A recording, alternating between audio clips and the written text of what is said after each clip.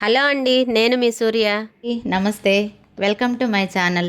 అద్భుతమైన ఎన్నో పోషక విలువలు కలిగి చాలామందికి తక్కువగా తెలిసిన ఆకుతో వచ్చేసాను. ఇంతకీ ఏమాకు అనుకుంటున్నారా? చామ ఆకు. ఈరోజు నా రెసిపీ హీరో. ఇది రిచ్ ఇన్ న్యూట్రియంట్స్ కలిగి ఉంటుంది. Vitamin A, C, folate, calcium, iron, magnesium ఇందులో పుష్కలంగా ఉంటాయి.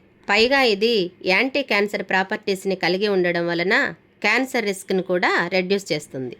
ఇప్పుడు రెసిపీలోకి వెళ్ళిపోదాం. చామాకు పప్పు.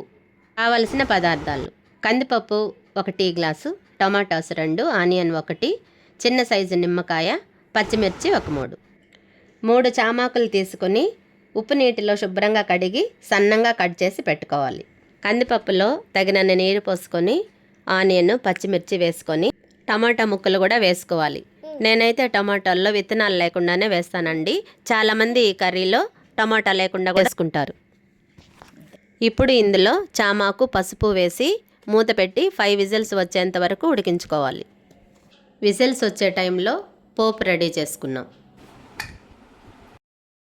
పోపు కోసం నేను కూరలో వేసే వడిమిని వాడుతున్నాను. ఇది చాలామందికి తెలిసే ఉంటుంది. నూనెకు బదులుగా నెయ్యి వాడుతున్నాను.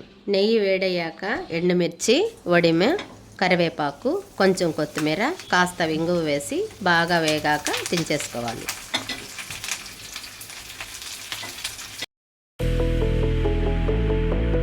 ఇప్పుడు పప్పు ఉడికిపోయింది. ఎక్స్ట్రా వాటర్ని వేరే పాత్రలకు వంపుకొని రుచికి సరిపడా ఉప్పు వేసుకొని బాగా వెనుపుకోవాలి.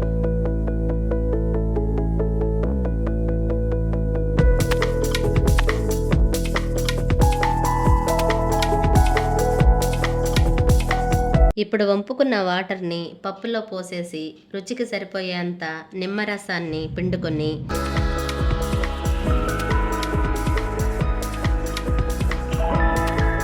రెడీగా పెట్టుకున్న పోపుని అందులో కలుపుకోవడమే.